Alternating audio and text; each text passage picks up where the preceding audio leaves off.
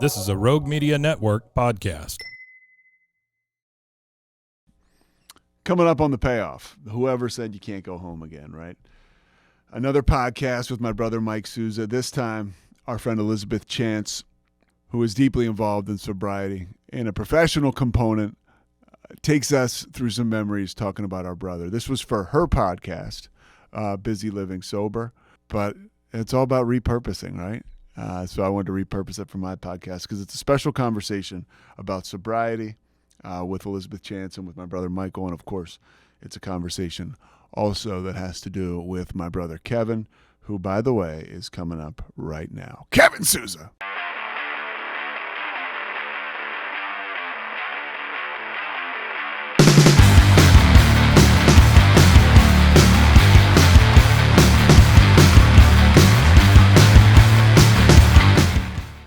Hi, everybody. Welcome to Busy Living Sober with Elizabeth Chance. It is episode 355, double nickel, 355. And I am so excited because I have Pete Sousa and Michael Sousa on today's show. Love these guys, known them forever. But before I go into that, let me just do a shout out to SoberLink. Getting sober is a lifestyle change, and sometimes a little technology can help. Imagine a breathalyzer that works like a habit tracker for sobriety. SoberLink helps you replace bad habits with healthy ones. Weighing less than a pound and as compact as sunglass case, SoberLink devices have built-in facial recognition, tamper detection, and advanced reporting, which is a fancy way to say it'll keep you honest. On top of that, results are sent instantly to loved ones to help you stay accountable. I've been a recovery coach for a long time, and I really can't think of a better tool to help people rebuild confidence and trust. Go after your goals. Visit www.soberlink.com/BLS for Busy Living Sober to sign up and receive $50 off your device. Thank you, SoberLink. They didn't even have those when we were getting sober. Okay, but now that begs a question because I'm super curious now. So SoberLink is like a breathalyzer, like that. If I can't stop drinking, I'll use it, and like Biz is like my partner. Like okay, Pete. Yeah. Wow. Okay. Because, so think about it. If you're going through a divorce and you don't trust because how many people believed you when you said you weren't drunk? And, with our crazy behaviors, they still think sometimes we're drunk. They're like, nah, sorry. It's really a cool concept, for sure. Yeah. So when you're in court or you're or you have something going on with a loved one, you want to be able to be like, yeah, I'm legit. And the nice thing about it, because we know that so many people can give fake urine or do whatever, it's got facial recognition. It knows that it's you. So it's amazing. And it's pretty awesome too. It kind of goes hand in hand with like if you're working some kind of a program, because like you said, we know that we haven't drank, but like, does somebody who you burnt your whole life, do they know? No. So it's good to be like, look here, this. Yeah. Right. I got a couple sponsees I might want to gift it to. I know. Yeah. It's an amazing, and I love it. And they're trying to get rid of the stigma associated with addiction, which, I've always wanted to do. That's what Busy Living Sober has always been about. Because I've learned now, almost 17 years into this, that, I started that Sober Not Ashamed. And I think it's because I had so much shame that I wanted to be like, look, I'm sober, not ashamed, but I'm really so much shame. I love, that it's one of your North Stars, right, is about open and honest communication around sobriety. And I just, I know that my children are being raised in that type of an environment. There's a dialogue, they know, like, it's great. And I think that it's really spreading too. I think there's more and more acceptance and understanding. And it's huge. Like, I think that, the shame engulfed my parents forever and me, and now I can see there's a total shift, so it's really, I think it's a great message to get out there, Busy, really. I mean, it's absolutely, it's a great mission to have. Well, Busy got the Sober Not Ashamed t-shirts. This is back in 2013. She got them made at Wayne Sporting Goods. They were like, They were the best, like the coolest, like best thread you could have gotten. It probably cost like who knows how much money, right? They were super nice. And Kevin saw that I had one, Michael, and he was like, I want that. And he wore it to play. There's pictures of him playing in this Sober Not Ashamed t-shirt that I sent to, that Biz, I just sent to her maybe a couple days ago, last week. Yeah. Yeah. So it's pretty cool. He had the same mindset. What, Mike? Who is this Kevin you speak of? I know it's Kevin. Well, I want to go back. I want to start. And I want to say you mentioned something that is really, I think, important. And it's like our parents never talked about anybody being an addict. It was never talked about. Like nobody said, oh, by the way, your grandmother, your grandfather, your great uncle, your cousin, somebody in the family has this thing called alcoholism. And, before you go and you pick up that drink, maybe you should know that you could maybe have it.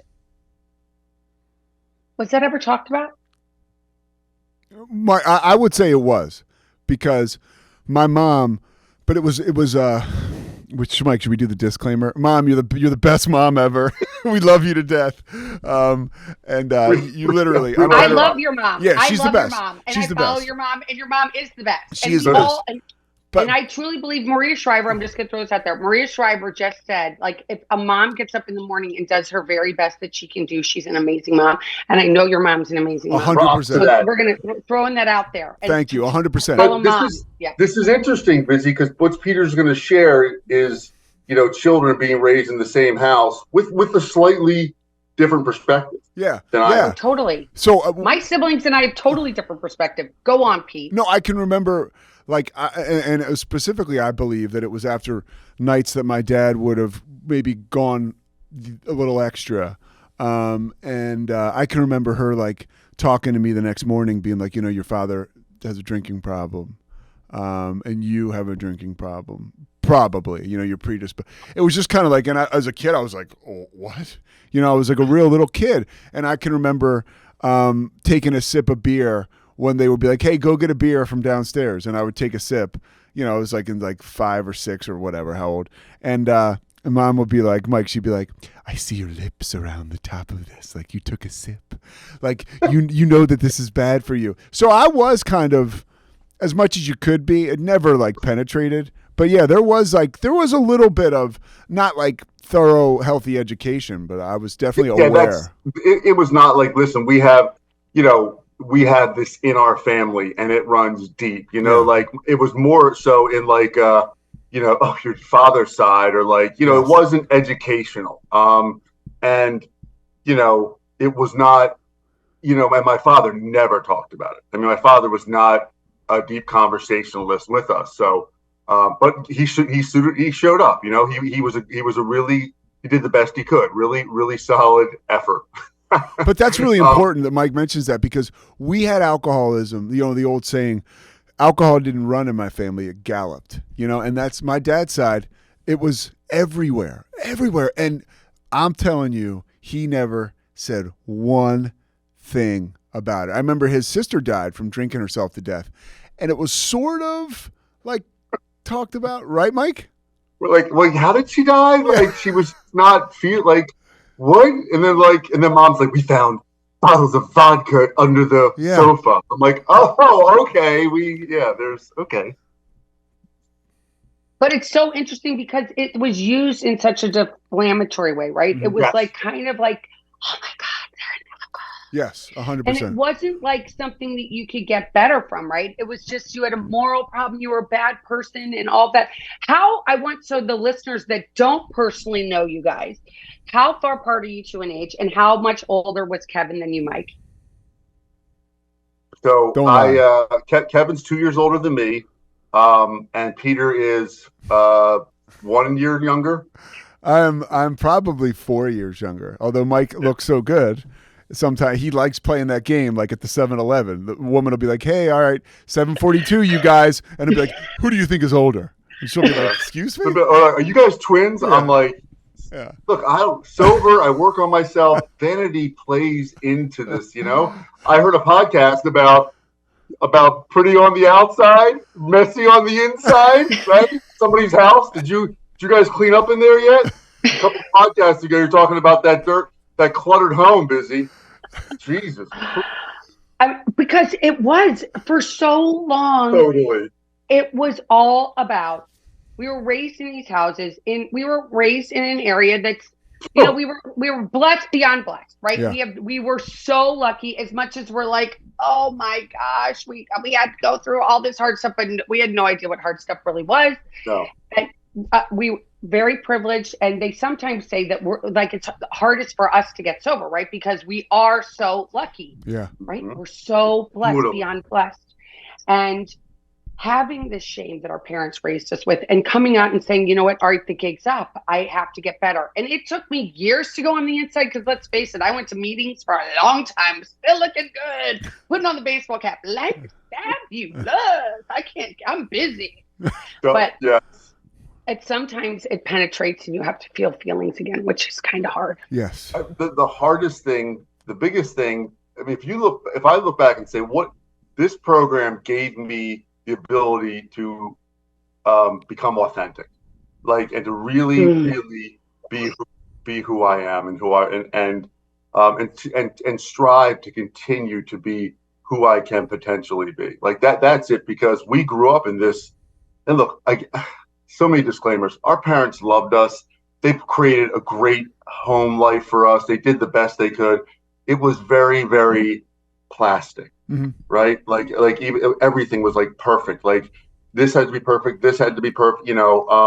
Because that's what they were taught. So we're so blessed to have this program to give us the tools to work through. There really was. I mean, I think for a lot of us growing up in that era, like, so much emphasis placed on the outside and almost none on the inside. Like, it was like, how do you look? My mom would put us in these like friggin' sailor suits, and send us off to like church. And it was like, how do you look? It was never really like, how do you feel?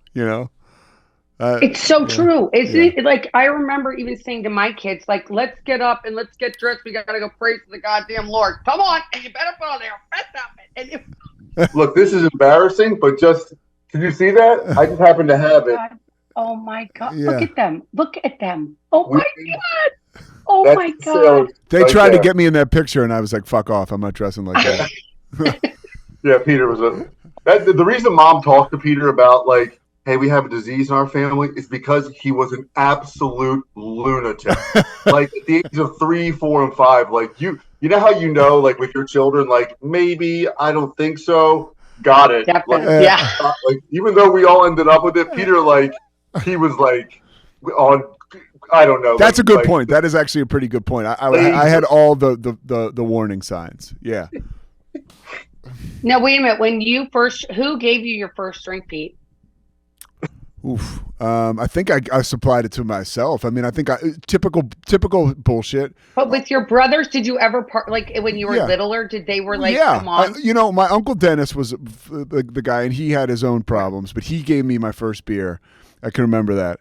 My mom's brother, and then Kevin had people over enough times where it was just kind of like, oh wow, they're doing this, let me do this. So like I drank myself, and it really wasn't. But you saw all the fun and the warmth that was around alcohol, because it was always big parties and stuff. So for me, there were never any warning signs. It looked like a lot of fun. And so any chance I got, Mike, at like a family party or something like that, I would sneak it, Yeah. And Mike, were you always partying with Kevin? It's funny because we worked at Smokey Joe's together, and he really was a little bit of a lone wolf. I mean, once we got to high school, he paved the way for us to do things, to be a part of things. He was off doing his own thing a lot. I mean, it was just kind of his nature, and he was just always running, from an early age. So not that much. And then with Pete, being 4 years older, and I coached him in football. I mean, is it weird science, like Chet, like, I've been accused of that big brother who was like, don't you drink. Yeah. Like, what are you doing? You're an idiot. I called him by his football number for like 3 years. Like, what a doofus. Yeah, no, but it was that's all exactly how it played out. And I think with Kevin, he was always one of the reasons that he he was such an interesting guy because he was always doing something different and unique. And he really, I don't know, he and I never had any long discussions about this, as how he felt as a kid, but he really did seem like he didn't really care what people thought. I'm sure he did. But I mean, I always go back to like, he was a guy who was, Mike, we talked about this. You know, he was a football player. It was like 89, 88. And he decides to be the lead in the high school play. And somehow, you know, that just wasn't like where the quote unquote popular people were going. And he did. And he made it quite an impact. He did a great job, and you know, he didn't give a shit.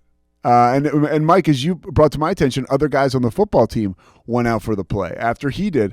So that's the kind of guy we're talking about, you know, like really like a little bit of a Renaissance man back in the day, you know. You like that, Mike? Well, he had chutzpah, right? Yes. I mean, it's a Jewish word, but he had a lot of chutzpah, right? Because he was like, I don't really give a shit. I'm going to do what I want to do, and what anybody thinks, I don't give a shit. Yes. And in a sense, I think maybe it was always searching too, right? Like always searching for that thing. You know, he was, I've said before, he's a much deeper thinker than maybe I am, right? Like he's, you know, he's really, really book smart and intelligent.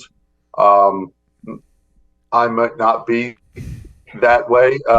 You know, he's just, I really always admired him in that way. And, but yeah, I think he was always searching. I think he always loved the ladies too. And he knew that if he went to, you know, if he was a football player and in the play, like it definitely expanded his network. So, I mean, it's all about getting chicks at the end of the day, Biz, you know that. I mean, right? Isn't that like how it used to be?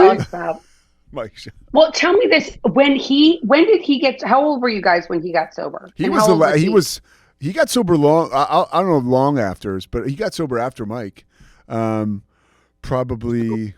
So he was 13 years. I'm 17. 16. And, yeah, I'm 16 in like 8 months. Yeah, coming up here, right? And I'm so 11. And you want to talk about like getting your footing as the first sober person in an alcoholic household. Like it is beyond bizarre. You know, I mean, it is. I can look back and laugh at some things. Like it's like Arrested Development, right? You're just like watching. You're Bateman watching these crazy things unfold. Like what? And I mean, it's like insane. Mike, Michael, I didn't realize. Wait a minute, Pete. Hold on 1 second. Yeah. Oh my God, I didn't realize you were the first one. Yeah. That must have been so. Because obviously I've been seeing you for all these years. It's crazy.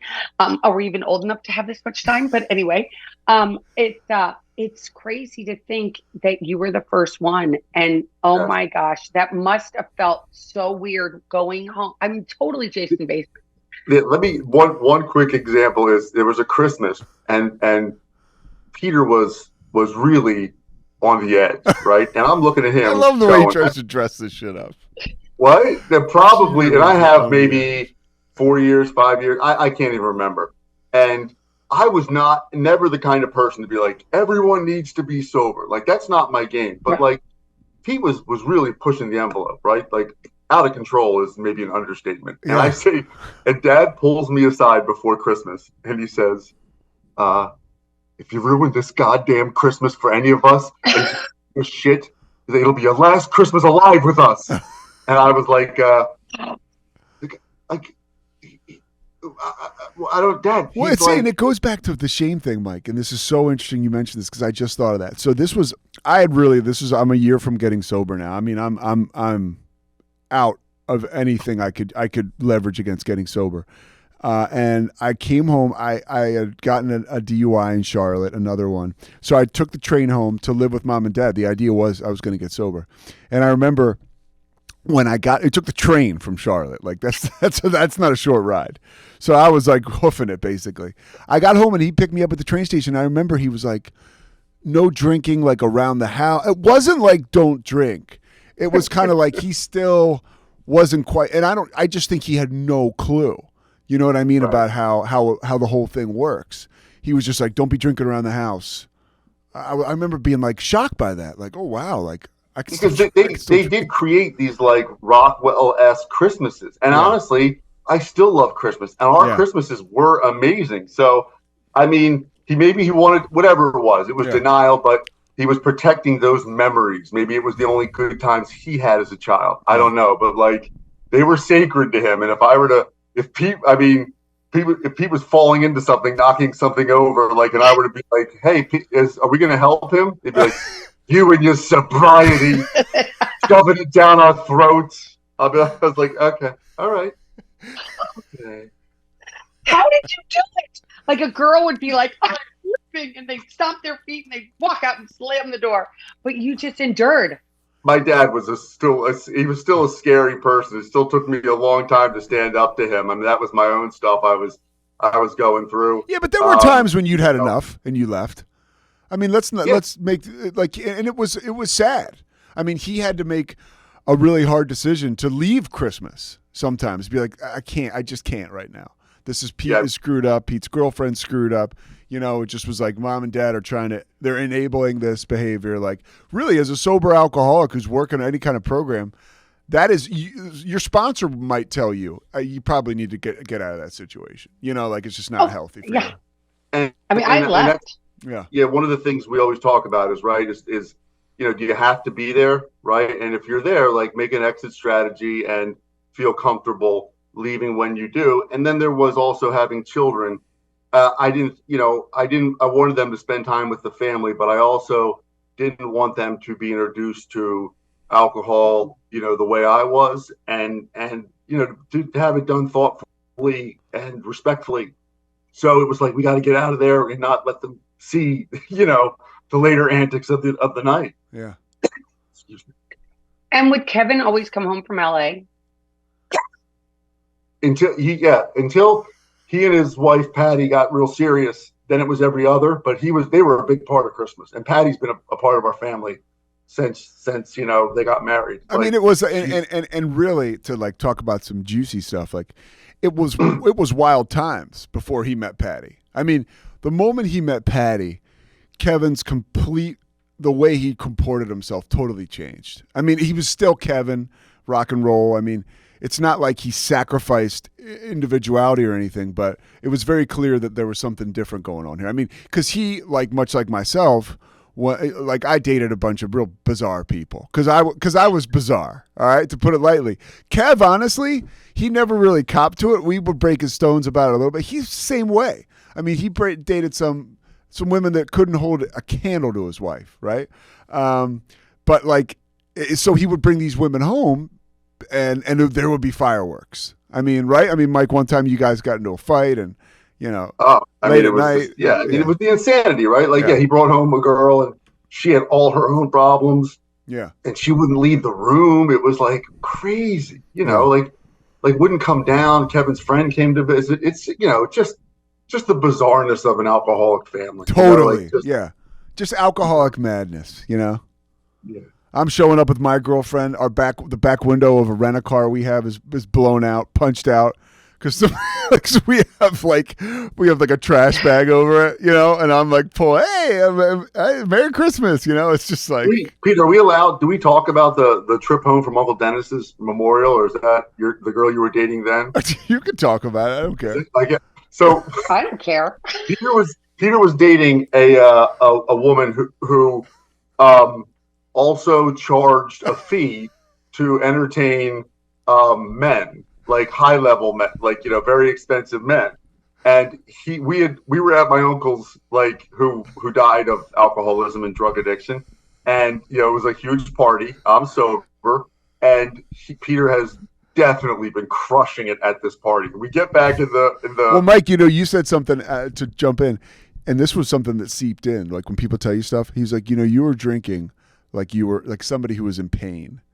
And I didn't think I was in pain, but I was next to the keg, just like, you know, nonstop. Yeah. And in the car ride home, I don't remember how, but you know, things got funny always, and they got real heated. And at one point I was always the bad guy. And I said, I'm like, Mom, Peter's girlfriend, like the one that you like think is so great, like she's a hooker, Mom. She's an entertainer of the. We I don't don't even know. know who she. I have no idea who this person is, by the Yeah, way. So nobody we have no knows who she idea. is. So this Some people person, may we look. have no idea. Yeah, She lives in Sweden. I don't want to matter. say she doesn't was live in not. the She was not country. like a prostitute. All right, like I Yeah. need to get that. If she's probably like an escort, like seeking arrangements type stuff. Whatever she was Yeah. doing for her, we support her. and Yeah, whatever she was she's sick. doing Look, to make an exactly. income, right? That was Yes. her way of making an Listen, income. I'm not knocking it. I'm just saying that, like, These are facts. that was, in the inside moments of family. That's how you like point out how insane. But that's what's going this on. life is right now. That's what's going And- on. Like I'm telling and him. trying to, Yeah. to tell you guys, we're we are headed towards an iceberg right now, like full steam ahead, and you guys are going like, it looks clear. We're good. I think so. Speed Yeah, up. I mean, and that's the truth. I mean, I can remember that conversation, and it was like Mike was just like, it was like mine was blown, and Tara, Mike's wife, is like, oh no, like it's Mike's like, no, it's not okay, like it's not normal. It's like he's like, no, this is absolutely insane. And those are little. I always tell people that, like, oh, what should I say to somebody who's trying to get sober, or like Mike was very real, and he would drop off just real hard nuggets of truth. Like you're drinking like you're in pain. Your girlfriend's an escort. Like these are real things that you are living in. And I'm not going to say right that day I turned around and got sober, but those things, those seeds can start to grow a little bit. Like they can sprout. And I was going to say, but the most important thing that I want to mention about this whole thing is that he's your brother. Yeah. And when we are as sick as we are, our families of origin are like the people that for some crazy reason, right? We want to please them. We want their respect. We want to feel loved by them more than anybody else. And we're sitting here in so much pain, and nobody's like, you're like, wait a minute, you're telling me this, and oh my God. And those feelings rush up, and you're like, I don't even know what to do with these feelings. So get me another drink. Yeah. Because it's just, what do I do? How do I get off this bad train? I can't get off. And I think, and you probably, as a sort of a certified interventionalist or whatever, like you're well aware of these things, but like it's about the tough love thing or whatever. I think that like that gets misconstrued, right? It's about delivering a message that's going to be heard, or that's going to seep in at some time. Like if you're, when people say, well, I don't know, I'm just candid, I tell you like it is. I'm like, well, it's more like you're just frustrated or being a bully, because that's kind of the easy way, as opposed to picking the moment and saying the truth that's going to be heard and get in somehow. I think that, like, is your message going to get heard? Like, it doesn't matter what it is, or unless it's packaged some way that it's going to get across the finish line, or at least get in the door. Mm-hmm. Exactly. And there's this thing that we're talking about, like, it's feelings. Like, all this stuff is feelings. I mean, your brother Kevin, that's what he did for a living, right? Prior to being a musician, he helped people. He was all about, let's talk about our feelings. And growing up where we grew up, we weren't really supposed to have feelings, right? You're supposed to stuff them. Wait a minute. We're supposed to look pretty. Get up. Keep walking, and especially as men, right? You guys, especially, you're like, you're not allowed to cry. What are you talking about? You're a sissy. You need to be strong. You can't feel sad. Yeah. We had like polar ends of the spectrum for our dad. Like, never once asked me like, hey, your girlfriend from high school, like Elaine, like how's that going? Or like, you really like her? Or like, there was no conversations with any sort of layers to them. But Mom wouldn't ask those things about us, but we were showered with this protective owner love, right? So the feelings there were overwhelming, and maybe not delivered in a way that was healthy. I don't, again, like, all the love I have and all the things are from my mom. I just, it was all there, but it was in this raw, unfiltered kind of way as a mom, like, that, defined who she was in a lot of ways, like being the loving mother of these three children. So it was very, very bipolar for us, Yeah, like it was one way or one the other. extreme to the next. It was, and I think that Kev, just kind of having a little bit of emotional intelligence as a younger person, realized that like this is not normal. Like, this guy's always pissed, and this one's telling me how how much she loves me, and there's like sunlight, and then there's a little bit of darkness as he saw it. And it was so, I think like he kind of struggled with that. Right, Mike? I mean, early on, I think he was like, this is insane. Yeah. Yeah. I mean, I think the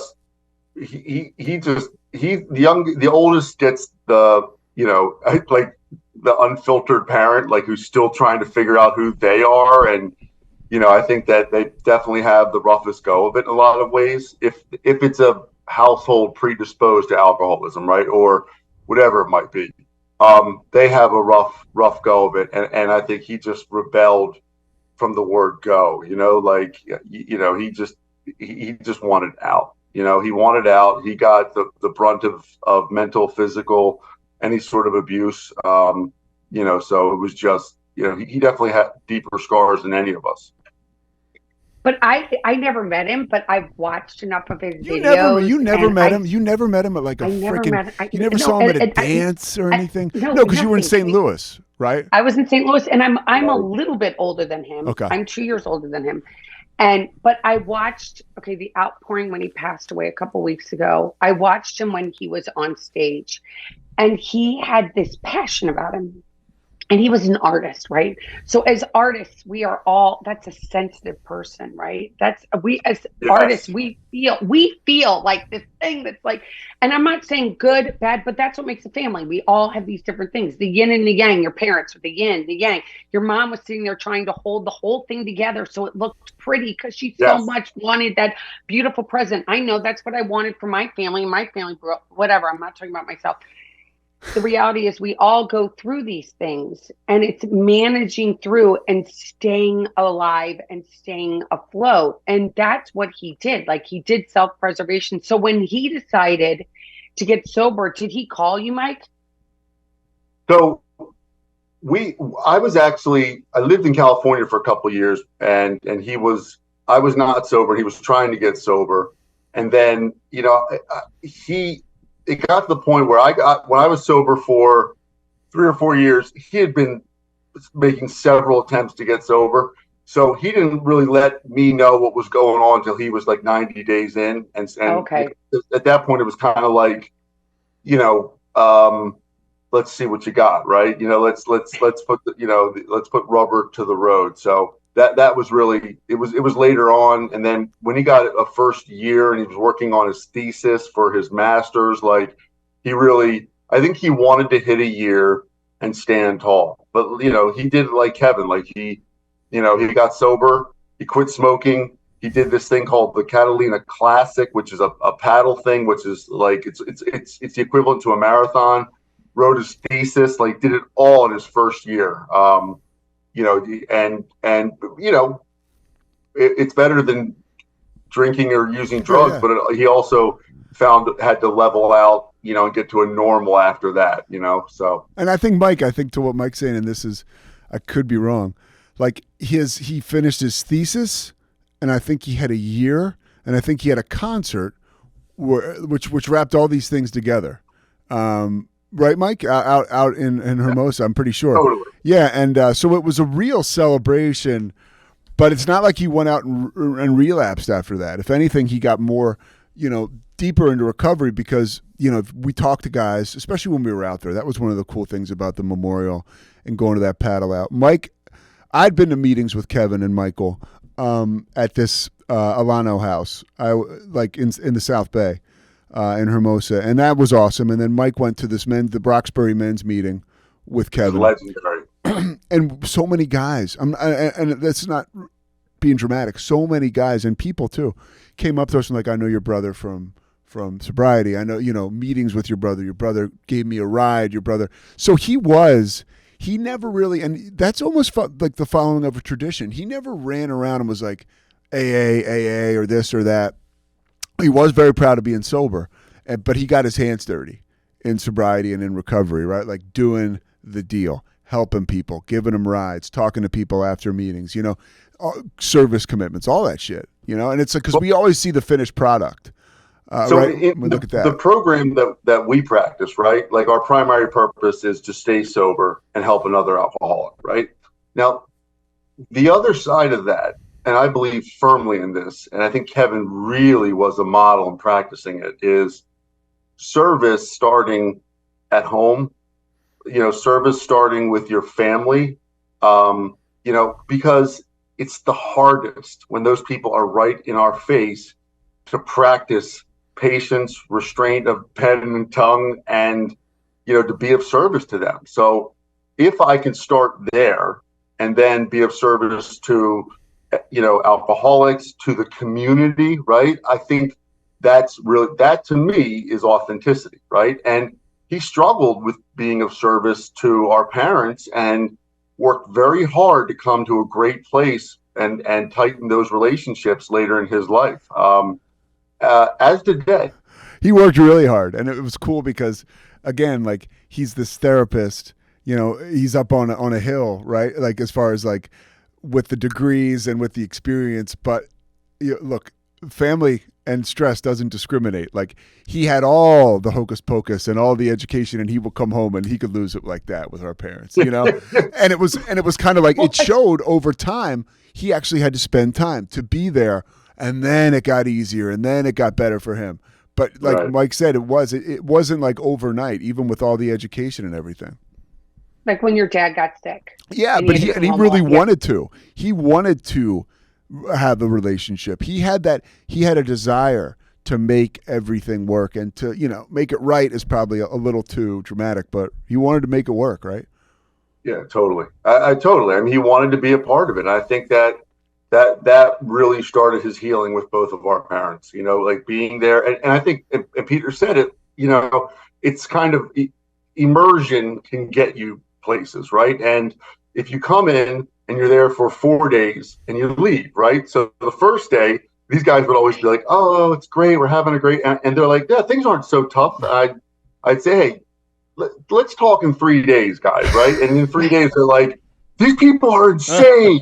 Like, mom and dad are, and I'm like, yeah. But then there's like, you get past that and you stay for 2 weeks, 3 weeks, and all of a sudden you're immersed in the family thing again, and you're able to work your program, get your routine down.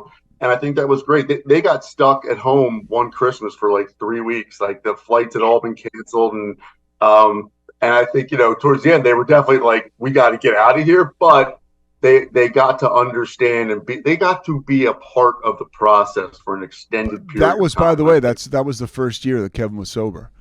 Oh, really? Yeah, it was the year before I got sober. I remember because we were all hanging out, and I knew I had to kind of keep it together because I was like faking being sober. So there were no like crazy outbursts. But yeah, he was sober the whole time.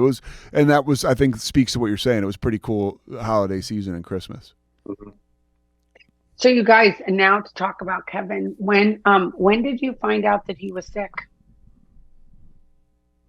Well, we found out like the COVID was when he had his initial diagnosis, and I think he got Mike and I on like a Zoom call with his wife, and Mike, he told us. So it was like a 3-year process. He got diagnosed with melanoma, and he had radiation. And he was in remission. Then it came back again, and he had to have a large mass removed. And again, did several rounds of radiation. And it got to the point, though, he had a full year of clean scans. And frankly, the kind of cancer he had, right, this melanoma, was always curable, right? We always knew it was going to be a journey, but it was curable. Even when it got close to the lymph nodes.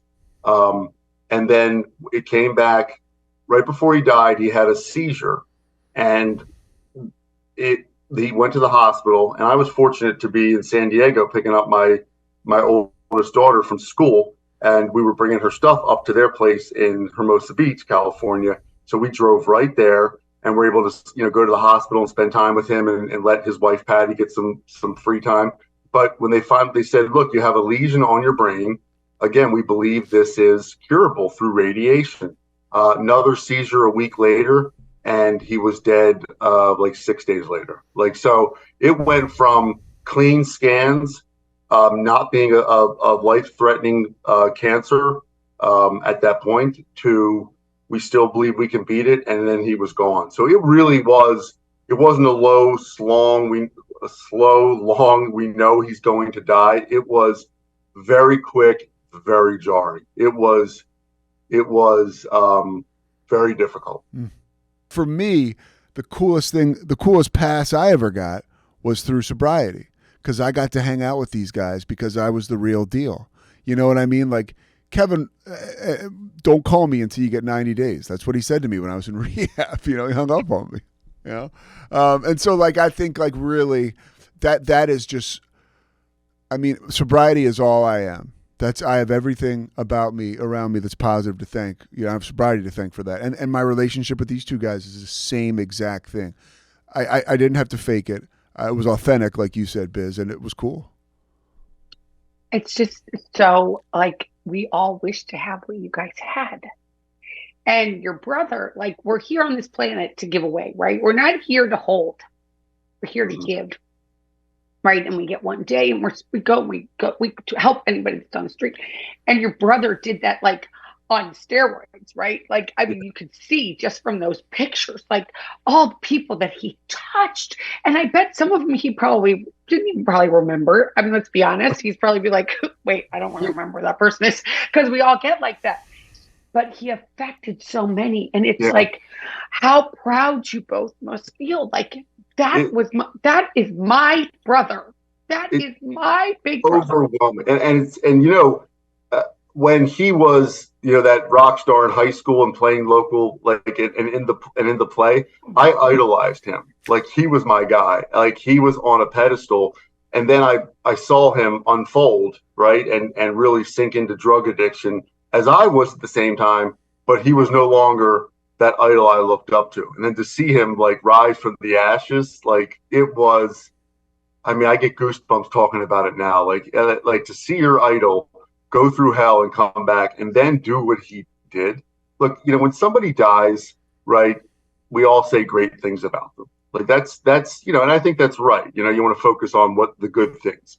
But when you really look at his body of work, like, it was all authentic, and there's no more greater thing, or well, I can embody his life than two different parents came up to me and said, one was the father of a son, and said, 4 years ago, my son was dealing with addiction and suicidal, and your brother saved my son's life. And I said, well, he would say he didn't, but he would say that he gave the tools. And they said, yeah, but we know he saved his life. And then a mother whose daughter similarly said the same thing. I mean, those things, they leave you speechless. Like, I one guy say the same thing. Different guy.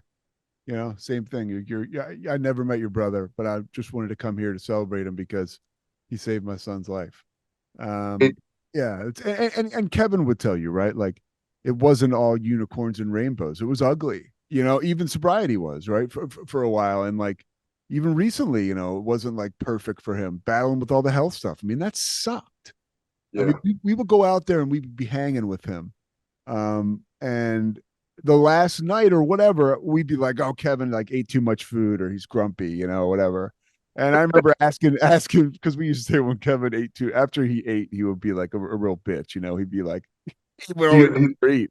Yeah. We all love, some is good, more is better, right? That's right. But I asked Patty, his wife, I forget how it came up, but I was like, maybe I was like, oh, he's crabby, or and she's like, he's got another treatment tomorrow. And I was like, oh, and I was like, is he like? She's like, yeah, he'll sort of check out sometimes. And, I'm paraphrasing, but when we have these, when he has to go for these treatments the night before, he's just like, who's pumped about that? It sucks. Oh my God, the fear. Can you imagine the fear that was in him? All these feelings.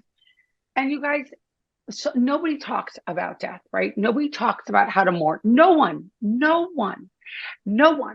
And so here you guys are going through this, and you know, Pete, you're on TV, all this crazy fancy stuff that you do, and Mike, you're like an amazing dad. And how do you hold it together knowing that you guys lost your dad? Now you've lost, I mean, and your poor mom. I just send so much love to your mom because you never want to have to be, you know, what she's gone through. But you guys being like, this is happening. How are you doing it? And what would you say to other guys or women that are out there that have lost somebody and they're just, and this is not like, as you said, there's a lot of families that aren't close, but you guys were a unit.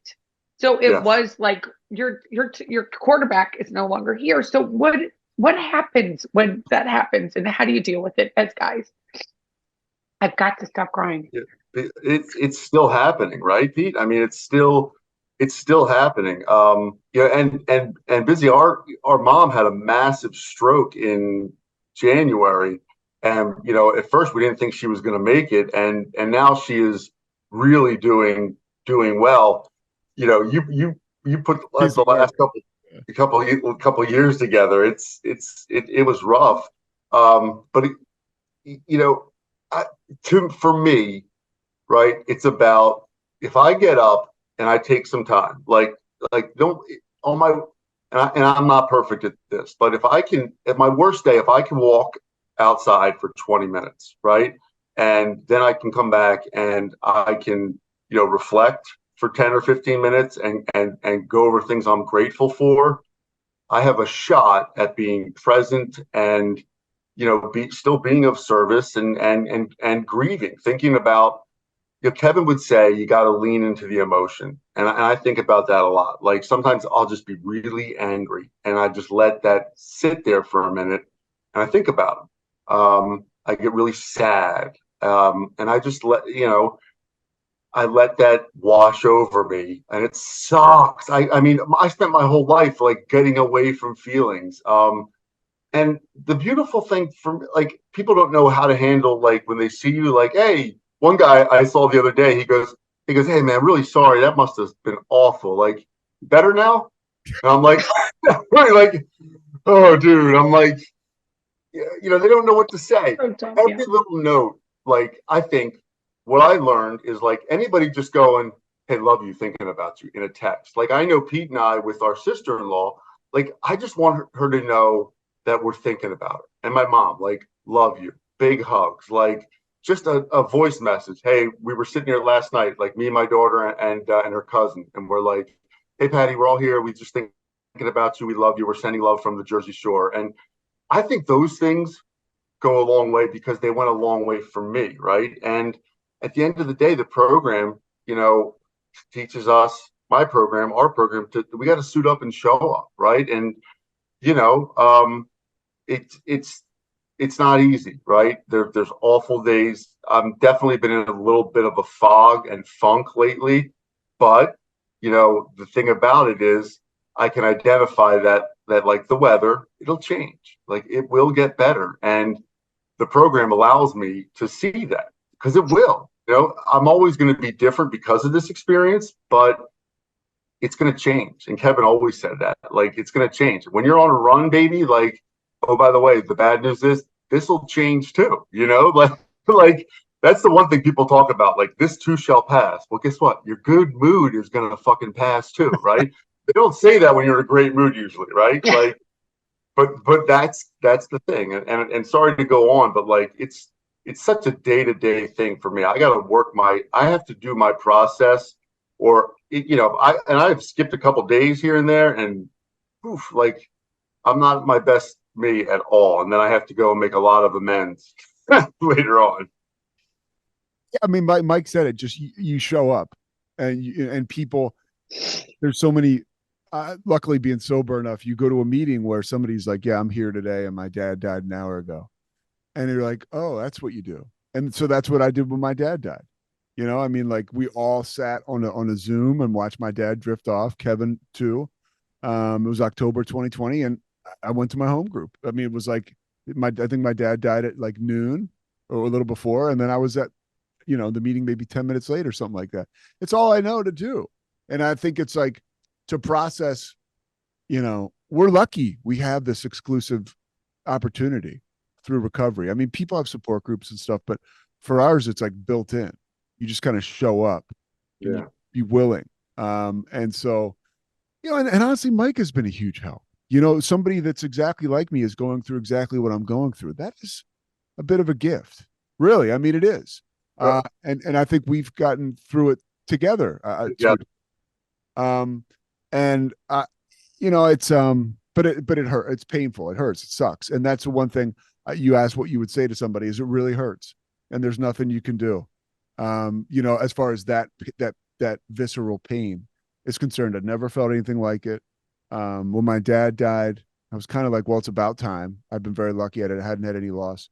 Then Mike mentioned mom's stroke, and that was like very jarring. And then this is just debilitating. But, everybody has their own path to walk. I think, honestly, people are like, well, how are you doing? And I think, well, shit, how's my mom and my sister, Patty, doing? Like, that is who, so that's who I think of. I mean, really, like, there's always it's weird, and maybe it's my way of not leading in, like, shit, somebody always has it worse, so that's probably not the healthiest way, but it's kind of how I think. Busy, we've been in California twice in 2.5 weeks, and both times, we had to get my mom out there, right? Who, post-stroke, it can be challenging, and then we're in these hotel rooms all adjoined, and 2 different occasions, like, we've been helping each other out. Like, I was at one point ready to I was ready to kill everybody in the hotel, starting with my family, and that's talk about being of service, right? And Pete's like, dude, you gotta step out, like we've got to lead with love. We've got to lead with love. And I'm like, well, fuck you and your love. I don't want to lead with that. And then 2 weeks later, in a hotel down the road in the same community, we're back out there for the memorial, and I'm losing my shit. People want to do all this stuff. I'm like, we're not doing anything. Like, we're not going anywhere. We've had a long day. And Mike and his daughter are like, okay. Like, and his daughter comes up with a plan, like, how about we just do this and that, and then we'll go to dinner. And Uncle Pete, you can chill the fuck out. At this point, dinner, while they were all at dinner, I wasn't going to go to dinner because nobody talked to me about it. And it's just been such a long day. So at this point now, I'm just sitting in my hotel room, like, staring out the window while everybody's at dinner, and I'm like, oh, fuck, I just need to go. But it's like we're very lucky because I know, if I didn't have the tools that I have, I would just go with that and probably get, and if I don't have these tools, I'm probably still drinking. So I'm like, I'm not going to dinner. Fuck you. I go get drunk, and like, I go get an 8-ball, and like, I ruin the memorial the next day. Like, that's a real possibility. Yeah. We're in this world now where it's kind of like, you don't even necessarily need to get talked off the ledge. You just kind of get like looked at a certain way. And you're like, oh, okay. Like, I'm really like, I'm drifted here, I want to ask you guys, how do you think spirituality has helped you through this time? Because I know you guys are very spiritual. I know you were raised going to Catholic church. You went to Catholic schools your whole life. How has your spirituality helped you during this time? You start first, Pete, and then Mike. I'll just say, like, I've said this before. Kevin really helped me because I had a girlfriend who, her mother died tragically on January 1st, like on New Year's Eve. And I was driving up to see her, a wonderful girl. Like, I was going up to see her. It was like awful. I was like, but I was going right to see her. Her mom just died. And I called Kevin. I was like, how do I do this? What do I do? And he told me he's a therapist. This is 3 years ago. He told me exactly what was going to happen, basically, and how to conduct myself and what to expect, which was anything, and, I was able to use those tools through his death, right? And the spiritual component of that is he's like been with me so much through this. And the fact that we have a spirituality, like a foundation, like, I was able to take something like that, a situation where, okay, Kevin told me how to handle this, and I went up there and did my best. And now all of a sudden he's talking to me again, and it's like, oh, there's Kevin, and you hear his voice. And then I'll be honest with you, you fucking see a cardinal. And you're like, there he is, And if that's crazy, like, I don't give a shit. Like, because guess what? Like, I feel a connection. Obviously, his physical presence is gone, but I see him and feel him all over the place. And nobody can take that from me.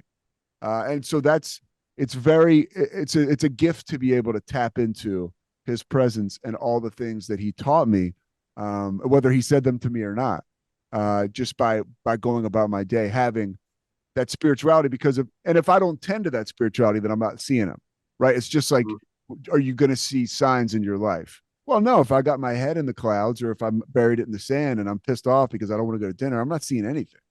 So it's based on trying to stay spiritually fit. And then when I do that, all the gifts come in with it, you know? That's a great answer, Pete. And I think, you know, one of your podcasts, I think maybe the last one or the one before that, you were talking about a higher power. And you know, Is this Elizabeth or me? What not you, Pete? I'm talking about business. All right. Well, there you go. Shout out. Busy living. All right, Biz, go ahead. Sorry. I'm the only one of the three people here who don't have a podcast. So we're not talking about. Now you need to get one.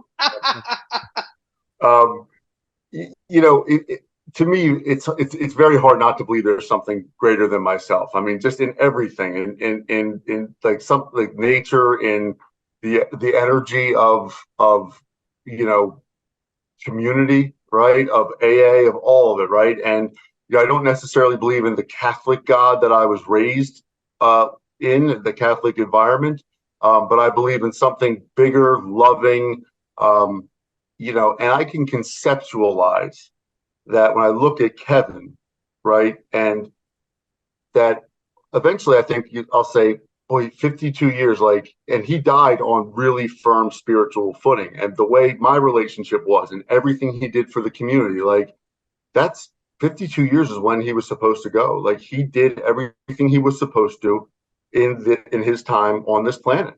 And it's hard to feel that, right? But I believe that I'll be okay with that someday.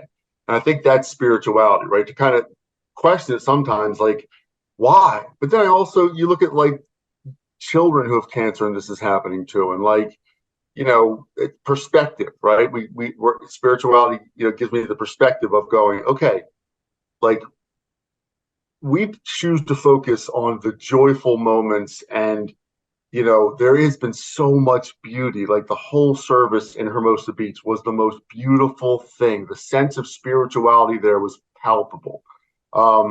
It was amazing. So, like, it's there, but it's that belief that you know, this, like, I'll believe at some point that he did what he was supposed to do on this earth.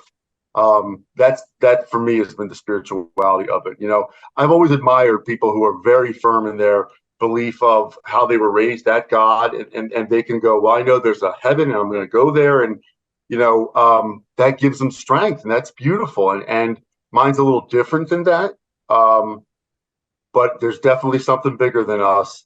And yeah, I believe he's around, you know, but it's going to evolve. I know the way I feel about that will evolve a little bit, you know, but I'll always believe that, you know, that there's beauty somewhere, everywhere, and you know, I got to look for it, and that's, you know, that's kind of where my faith comes from, I guess, or what it is in a sense, you know, but it's definitely guided me through this, right? I want to say one more thing as far as like what Mike said and the spiritual part of this.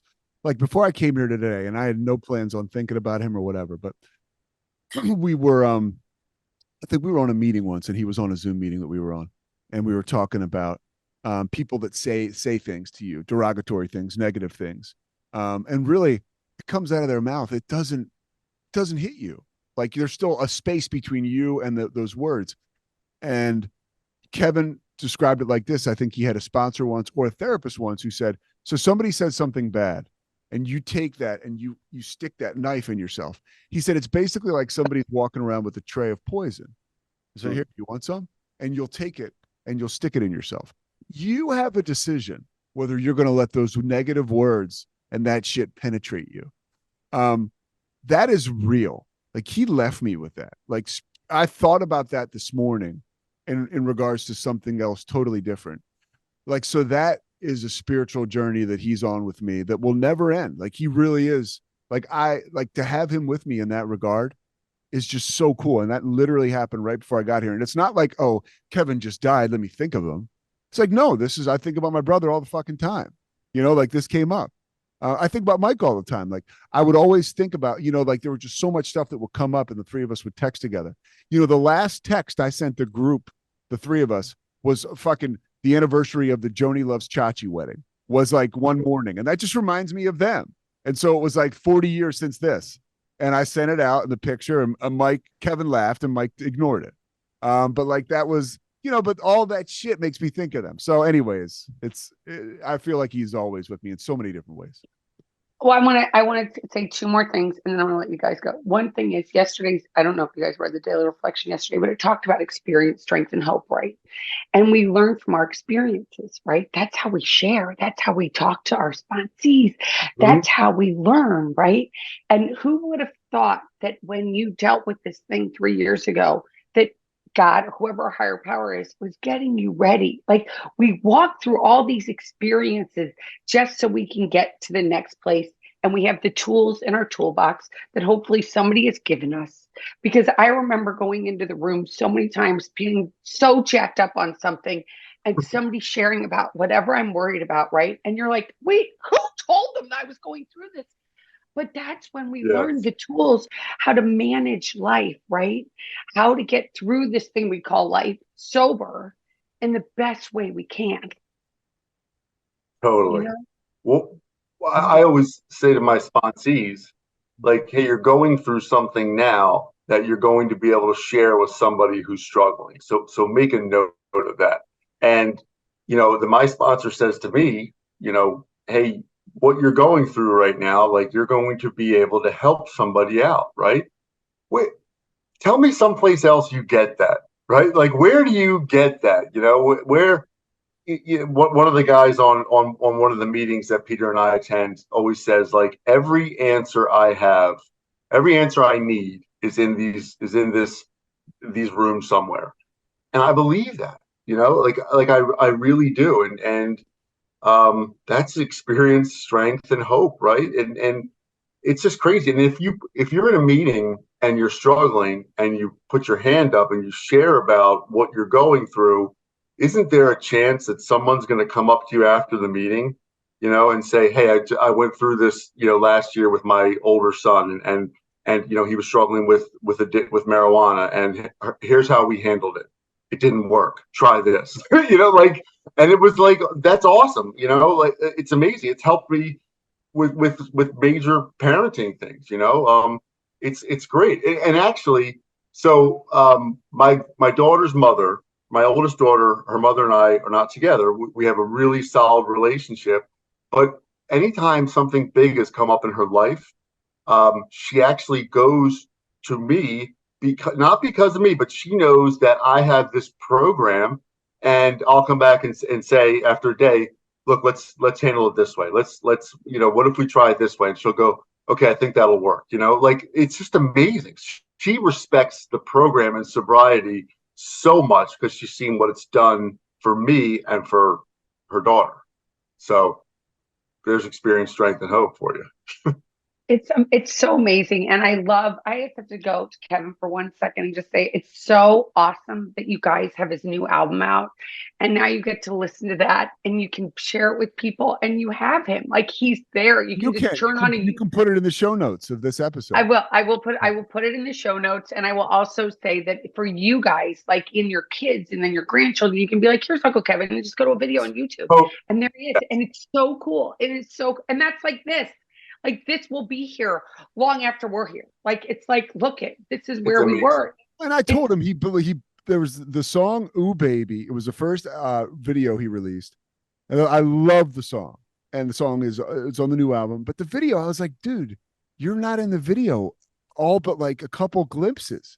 He's like, dude, nobody wants to see a 50-year-old guy playing the guitar. He's like, I got to know how to sell it. It's like, I was like, I disagree. I was like, that's fine. He's like, and that's what he told me. I was like, I disagree, but fine. So that's like a negative. I was thinking, like, you do put that video on and it's his video, but I wish he was in there more. I'll say this, and I'm working through it.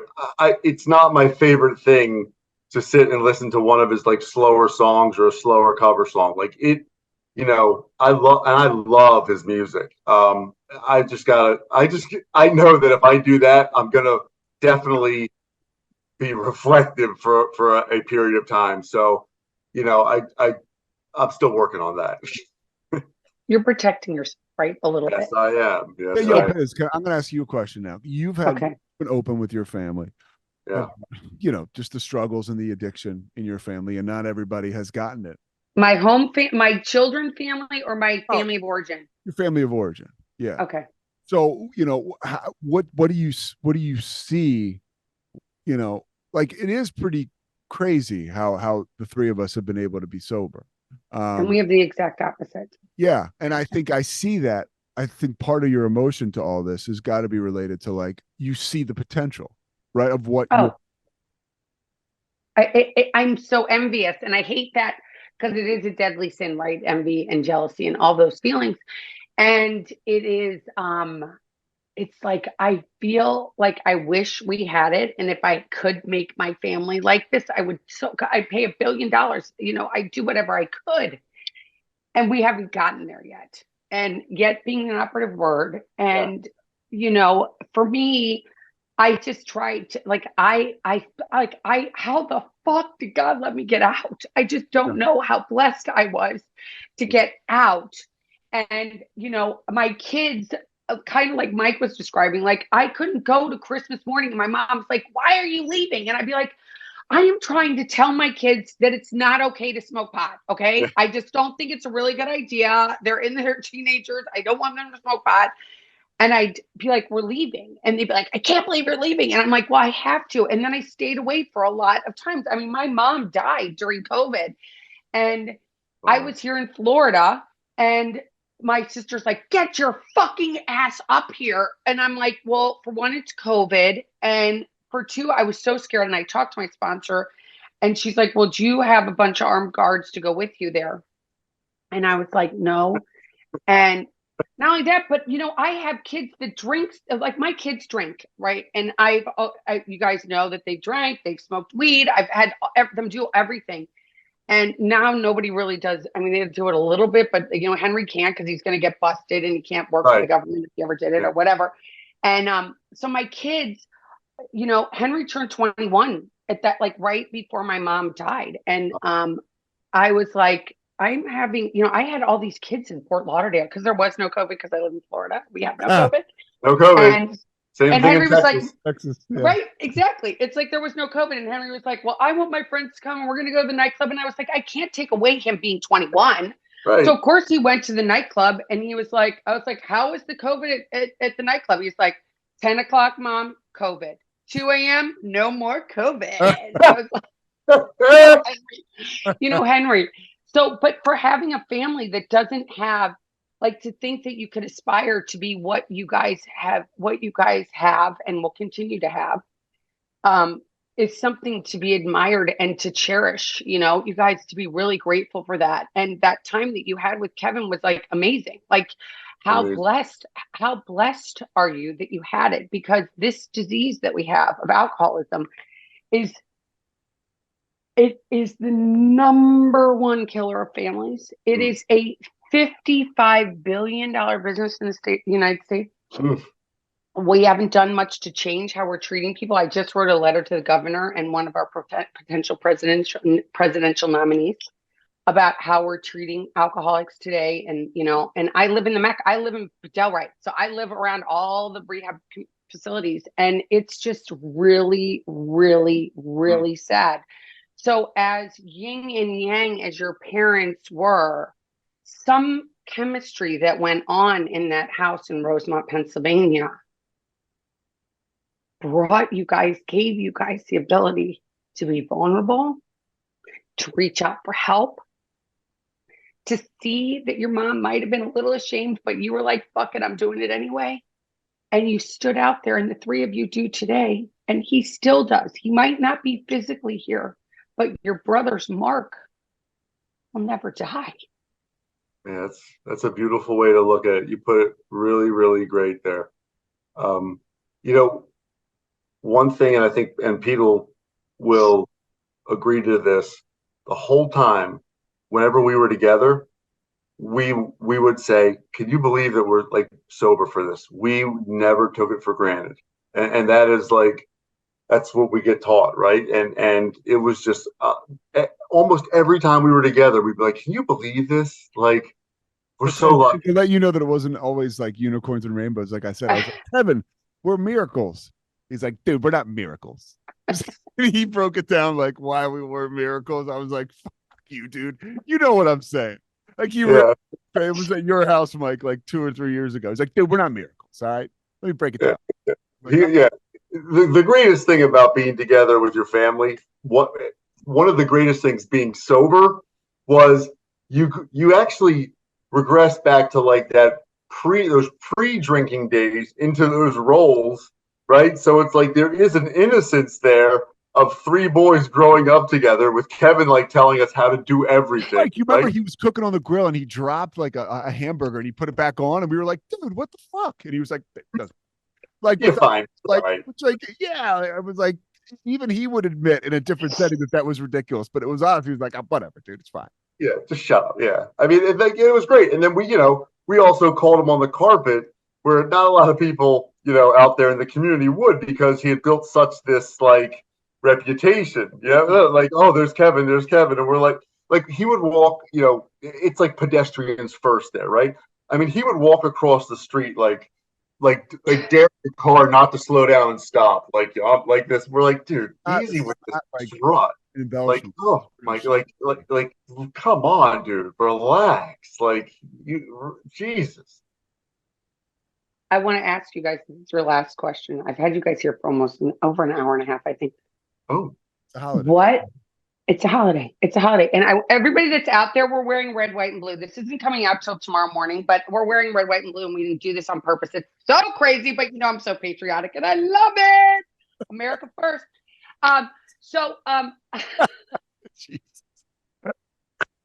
miss you, buddy. It's so great to see you in here. I love you guys. I love you guys. I haven't changed much. I'm pretty much the same. I'm just down here in the South. Come down South. Come on down. I love it. So awesome. I was just in Dallas, actually, with Henry. I was driving with Henry to New Mexico. Oh, yeah. To art class. I went to art class. Exactly. And Henry's working at whatever. He's working in New Mexico. I'm not allowed to say where he is because it's all top secret. But anyway, I want you guys to end this with this. I want you both to tell me one thing about Kevin that nobody maybe knows, that's funny, that you carry with you all the time. That's funny. That's a funny. I'll say this, and not many people know. I just thought about it. I actually kind of spilled the beans when we were at the concert, but for whatever reason, when Kevin we were at the memorial, and I was like, they started to play his music, and I really started to cry. And Kevin had this fucking Kermit the Frog shirt that he wore all the time. He thought it was the coolest thing in the world. And, I have so many memories of Michael and Kevin. Those are my warmest memories as us as kids. And Mike and Kevin got into a fight, and it was a real scrap. But Kevin's Kermit the Frog shirt ripped. Kevin was probably like a sophomore or junior in high school, like cool enough. And Kevin was like, dude, you ripped my fucking Kermit the Frog shirt. And it was like kind of ripped and like hanging off of him. And he was just so disgusted with Mike. I remember him walking up the staircase, like looking down, like, the fuck? Like looking at his ripped shirt. And I just remember when I thought about that, this past week. And I was like, God, that guy loved that Kermit shirt. I mean, there was so much stuff. One more thing about Kevin he did that Patty could tell you and other people could tell. He did this thing when he would sleep. He would grab his fingers would go back and forth like this, right? Like he was playing this, people say it's the smallest violin in the world playing for you, like that thing. And he would hold on to his pillow with the other hand, and then he would do this like sucking thing, like he was a Martian calling on his other Martians to come down and save him. Like it was, and he did it all the time. He did it right, Mike? I actually have a picture of it when I was out there. So I actually had like these two neck surgeries done, and I had them done in California. He referred this doctor to me. It was amazing.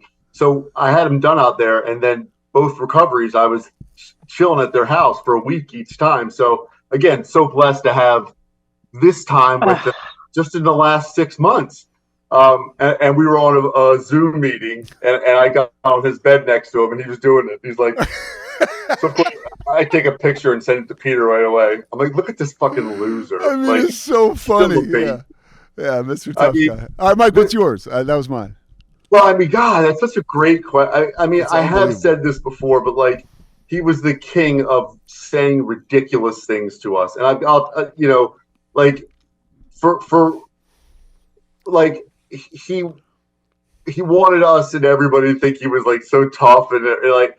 So one day Pete was talking about fights and getting a fight with somebody, and he's like, Kevin, have you been in any fights? And his response was, dude, I've been in more fights in the days you've been alive. And Which he was like, and forgot this is not that long ago. he forgot who his audience was. Yeah. We're like, dude, that's not true. Like, no.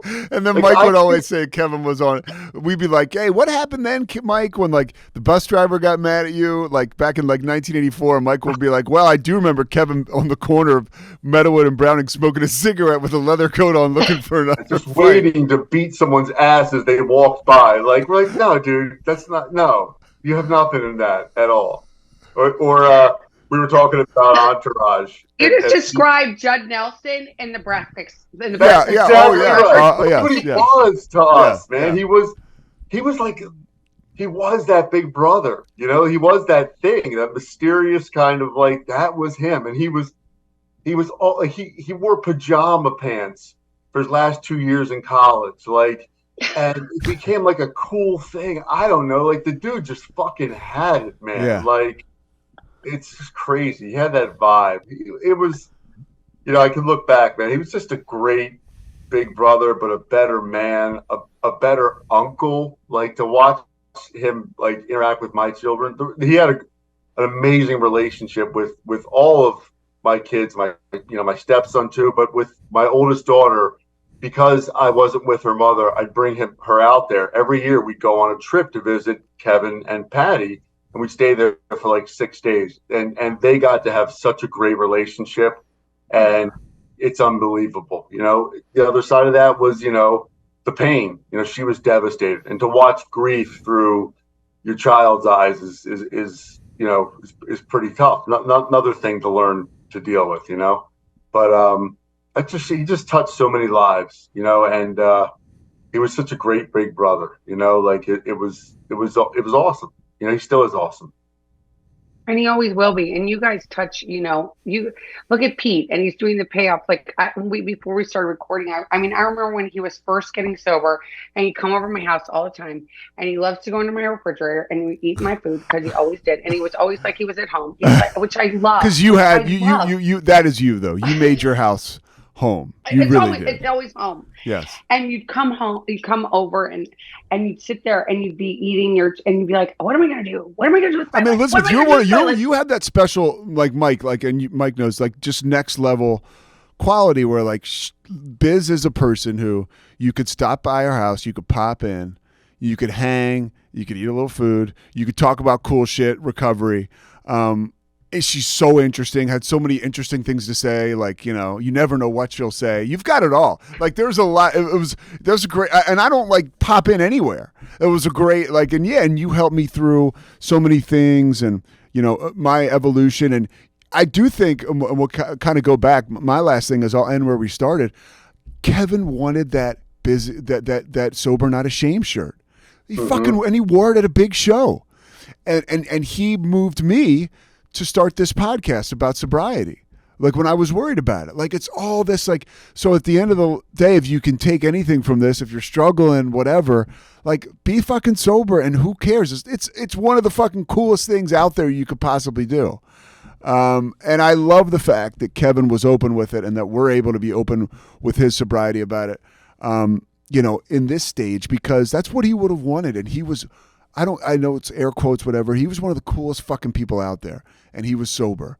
So if you're thinking that getting sober isn't any fun, that's just another mind fuck, And it's just you're keeping yourself sick, because guys like him, I mean, they're still are, and it's amazing. Like the people around us that are sober, we have no idea. That's why it's cool. That's why your project Biz has always been cool about being out there and removing the stigma. Yeah.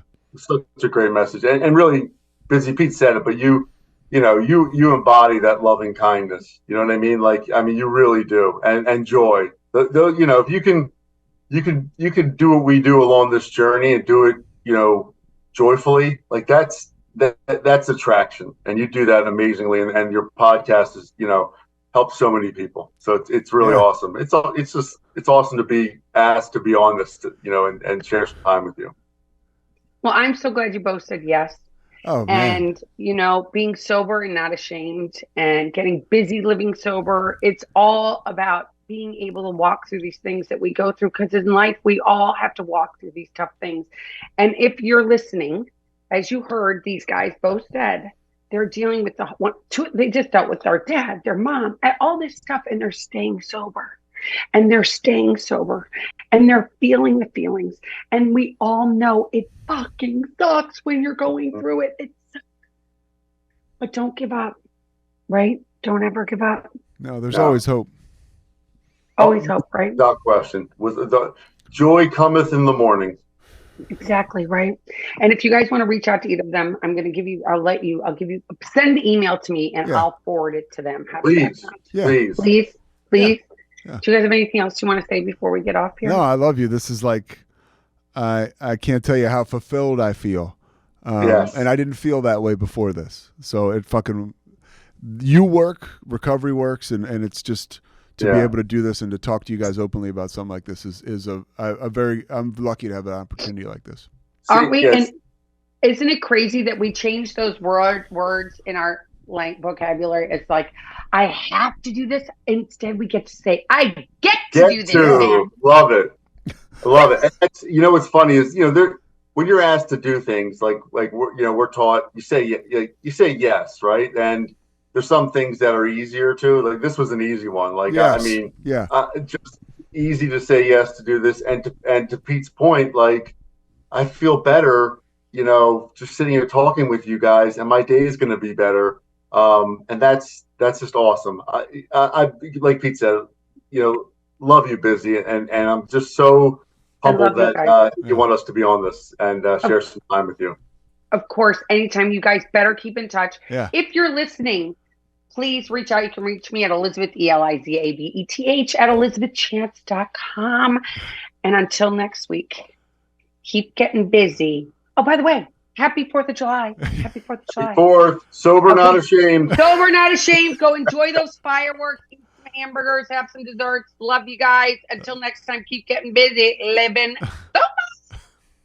Thanks so much for listening to The Payoff with Pete. Once again, I'm Pete Sousa. And of course, we are part of the Rogue Media Network. All kinds of good podcasts you can find at roguemedianetwork.com. And of course, you can find this podcast and all those other ones wherever you get your podcasts, iTunes, Spotify, other spots like that.